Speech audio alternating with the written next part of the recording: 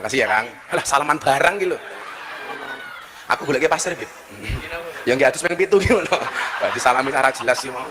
Jangan biasakan melihat orang lain lebih rendah dari kita. Kalau orang suka merendahkan orang lain, biasanya raut mukanya kurang enak dilihat. Bismillahirrahmanirrahim. Anda tahu siapa yang digendong sama si buta dari gua itu? Sekarang jualan es teh. Mana?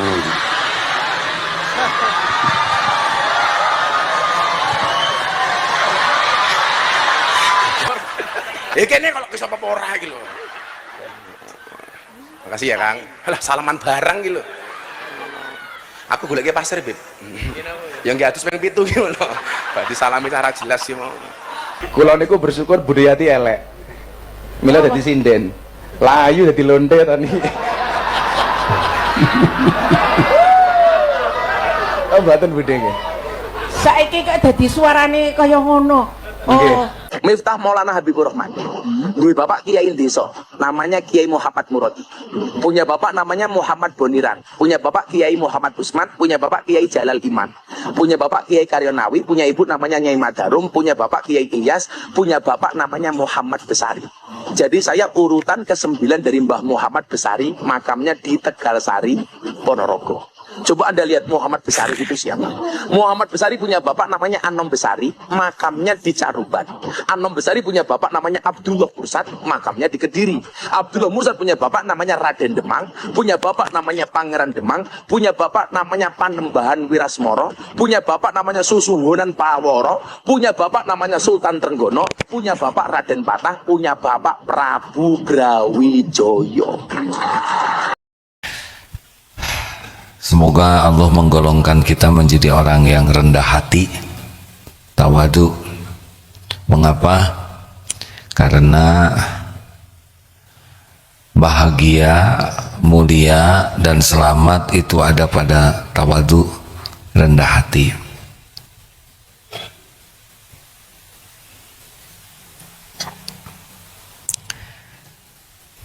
Tiap orang pasti ingin bahagia.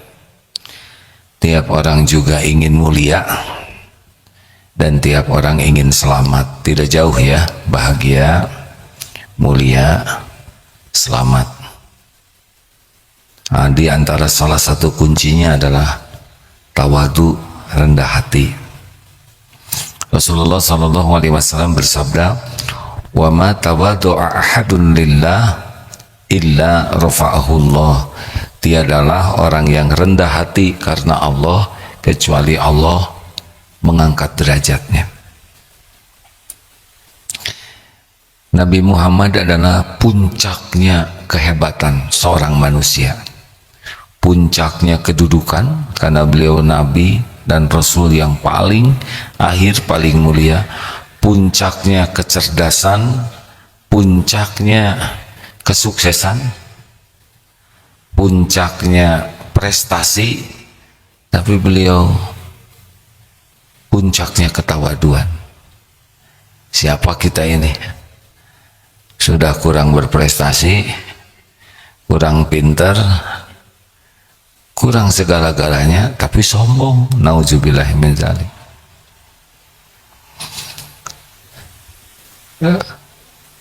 Nabi Adam melakukan kesalahan, maksiat kepada Allah, yaitu memakan buah yang dilarang. Maksiatnya itu adalah syahwat, memakan buah yang dilarang. Lalu dengan hidayah Allah tobat dan diterima tobatnya. Iblis melakukan maksiat kepada Allah dan maksiatnya itu sombong, takabur, hasilnya dilaknat oleh Allah. Nah, sombong ini lawannya dari tawadu. Maka penting sekali bagi kita untuk belajar tawadu dan berlatih tawadu lillahi ta'ala.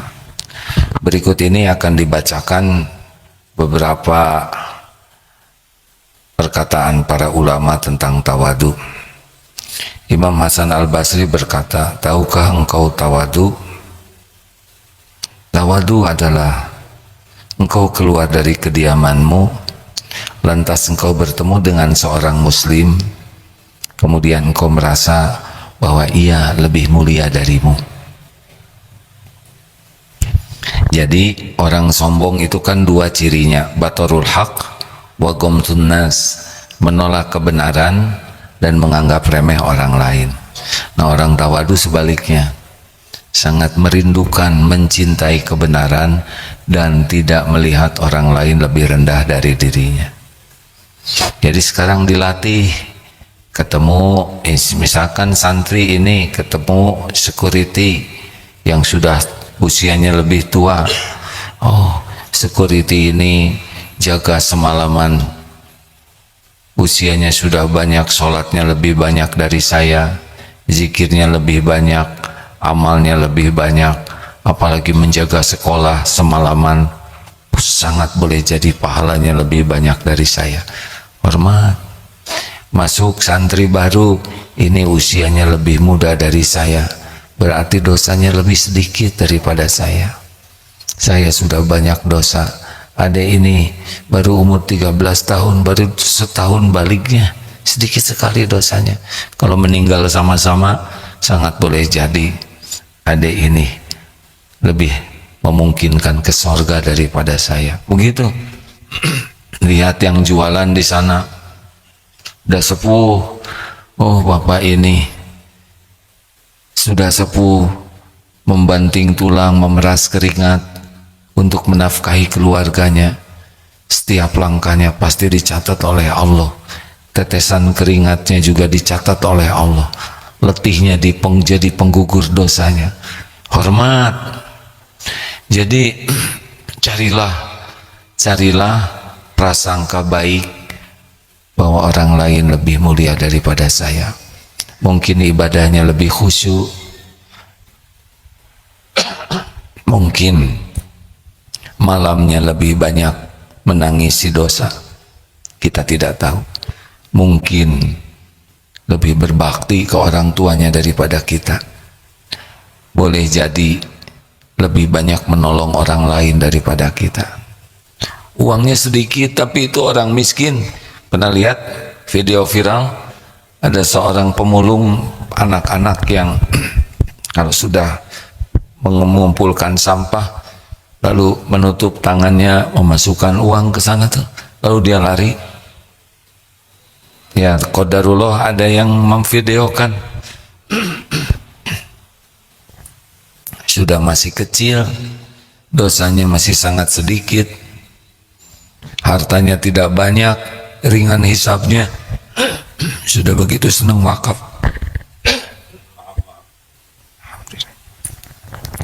Ayolah hadirin sekalian, jangan suka berkata tidak baik tentang orang lain. Siapa tahu yang kita ejek, kita hina, kita rendahkan adalah orang yang dicintai Allah. Celaka nanti kita menghina, merendahkan orang yang dimuliakan Allah. Jangan biasakan melihat orang lain lebih rendah dari kita. Kalau orang suka merendahkan orang lain, biasanya raut mukanya kurang enak dilihat, tutur katanya cenderung menjelek-jelekan orang, tidak bagus. Di dalam surat Al-Hujurat ayat 11, 10, 11, 12, 13. A'udzubillahi minasyaitonirrajim. Innamal mu'minuna ikhwah. Innamal mu'minuna ikhwatum fa aslihu baina akhwaikum wattaqullaha la'alakum turhamun. Ayat ini menunjukkan kita ini bersaudara orang beriman. Saudara semuanya. Damaikan orang yang berselisih di antaramu. Kalau ada yang kurang akur, kita bagian mendamaikan. Ya ayyuhalladzina amanu la yaskhar qaumun min qaumin asa ayyakunu khairan minhum. Hai orang-orang yang beriman, jangan suka mengejek, mengolok-ngolok satu kaum, karena boleh jadi kaum itu lebih baik.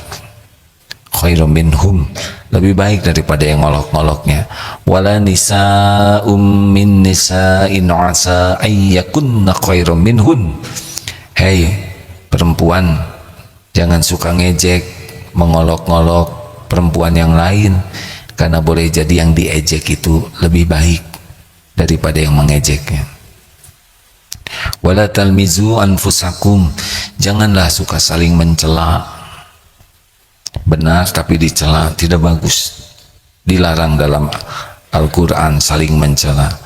Wala tanabazu bil alqab, dan jangan memanggil dengan gelaran-gelaran yang buruk. Tidak boleh kita memanggil seseorang dengan gelar-gelar yang tidak baik. Untuk apa? Lanjut tentang tawadu. Imam Syafi'i berkata, yang paling tinggi kedudukannya adalah orang yang tidak pernah menampakkan kedudukannya. Orang yang paling mulia adalah yang tidak memamerkan kemuliaannya. Ini nih, coba biasanya kita gatel, ingin agar orang lain tahu siapa kita ini. Yang bagus-bagusnya ya. Karena kalau ingin tahu semuanya, kita pasti menyembunyikan. Repotnya ya, kalau kita suka ingin dikagumi orang, kita akan terus mengeluarkan. Ini nih titik-titik saya. Wah, saya sekolah di sini. Kadang-kadang perlu perkataan itu kalau memang ditanya dan diperlukan jawaban. Tapi kalau nggak ada yang nanya, nggak usah kita segala dipamerkan.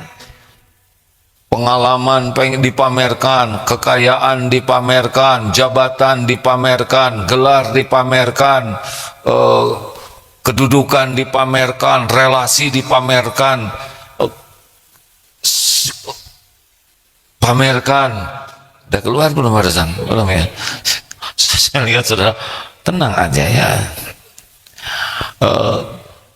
Darah, warna darah, ada yang biru, ada yang belang, ya dipamerkan. Ada yang ingin tak diketahui.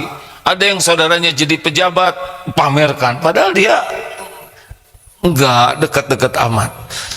Kadang orang mau pamer, ini jauh dari keikhlasan, ketawaduan. Justru yang mulia asli itu adalah yang tidak pernah memamerkan kemuliaannya, tidak menyebut jasa-jasanya, kecuali kalau ditanya ya dijawab secukupnya. Saudara kuliah di sana? Oh iya, alhamdulillah. Oh benar, saudara sudah selesai sampai S3? Alhamdulillah. Ini profesor gelarnya? Ya demikianlah casingnya. Jawab, oh bapak itu presiden ya? Iya, saya presiden taksi, misalkan begitu. Kalau ditanya, jawab apa adanya. Juga jangan merendah acting. Oh saudara ini pimpinan pesantren? Oh bukan, saya ini pelayan. Aduh, merendah supaya dia mengangkat diri. Oh ini tawadu. Jangan biasa sajalah ya. Enak kan begitu? Tidak ribet hidupnya ya. Kalau tidak perlu ya sudah, tidak apa-apa. Masuk ke kantor, karyawan baru tidak tahu ini direkturnya, misalkan minggir di sana parkir. Saudara tahu siapa saya? Tamu kan? Saya direktur. Nggak usah gitulah Pak, banyak yang ngaku-ngaku direktur. Asli ini nggak usah begitu. Misal, maaf ya, ada ibu-ibu sedang nyapu di depan rumah, terus datang sales, bibi, ibu masih ada nggak? Siapa ibu-ibu? Iya majikan nih. Kurang ajar, saya pemilik rumah. Iya bi, saya juga mengerti bibi ingin dianggap majikan. Ini majikan asli ada nggak? Demi Allah saya majikannya. Tuh kenapa kita dianggap pembantu sakit hati? Kalau penampilan kita, wajah, ya begitu ya nggak ada masalah ya kan? Atau misalkan bapak apalah punya lagi nyender, lagi nunggu jemputan, agak nyender deket motor, terus datang, Pak anterin saya ke Eko Pesantren 2. Apa kamu mau cari penumpang kan? Saya itu nggak usah marah, disangka tukang ojek. Kenapa jadi jengkel ya kan? Tunggu lihat mobil saya yang jemput. Udahlah Pak, kami juga mengerti Bapak pengen punya mobil. Kalau nggak mau ngangkut saya, udah nggak apa-apa. Asli, nggak usah marah. Hadirin sekalian, kenapa kita harus jengkel? Ya, dianggap ojek dan sebagainya biasa saja. Halo? Nah, kalau tawadu mah nggak usah jengkel. Misal begini ya, ini sekarang ada yang hormat ke atasan. Waduh, kalau di depan atasan merunduk, jalannya sopan, itu belum termasuk tawadu. Walaupun merunduk, iya Pak, oh iya ada yang bisa saya bantu Pak Gubernur, Pak Presiden. Tawadu itu lihat sikap dia kepada karyawannya. Kalau hanya hormatnya sama atasan, kemudian ke bawahannya ketus, bengis, masih jauh dari tawadu. Justru tawadu itu kepada yang dunianya lebih rendah dari dirinya. Dunia lah ya, bukan berarti kemudian misalkan secara di kantor yang di bawah tuh pekerjaan cleaning service, OB atau apa. Nah, kalau hormat ke atasan begitu merunduk-runduk, aduh begini, tapi ke bawahannya petantang-petenteng, nah ini jauh dari tawadu. Tawadu itu justru kepada yang paling bawah juga hormat. Dan lebih tawadu lagi kalau diperlakukan tidak baik. Pak, parkirnya sana ya. Oh ya, terima kasih ya. Lain kali kalau Bapak mau ke sini, nggak usah dikasih tahu parkirnya di sana, itu untuk direksi Pak. Bapak sebelah. Oh ya baik, maaf ya. Tenang saja. Padahal itu direksinya. Maaf ya, ada. Yang sopan ya Pak ya. Oh iya siap. Kagoklah cerita ini supaya lebih dramatis. Masuk ke kantor, coba pecat yang itu sama ya, disebut pecat. Astagfirullahaladzim. Ya pernah ceritakan jangan ini. Ya ini astagfirullah. Dulu ya ketika ya diuji dengan kedudukan popularitas. Suatu saat datang diundang di wali kota, pakai helm naik motor. Kemana dek? Oh, mau diundang wali kota. Motor parkir sana. Ada security-nya tuh waktu itu Hansip ya, sudah sepuh. Motor di situ. Tapi saya diundang oleh wali kota. Sama aja, diundang wali kota, parkir motor di situ. Langsung dibuka helm. Saya Abdullah Gimnastiar. Abdurrahman, motor di itu. Rupanya nggak nonton TV, beliau mah nggak tahu. GR, aduh nggak mempan itu dia apa-apain. Dan memang motor di situ, saya pengen masuk bawa motor. Nah karena ada takabur ya, ingin menunjukkan diri oleh Allah tuh dibuat saja hansipnya tuh yang tidak kenal dah, Abdurrahman di ditu. Saya nggak bisa apa-apa lagi Pak.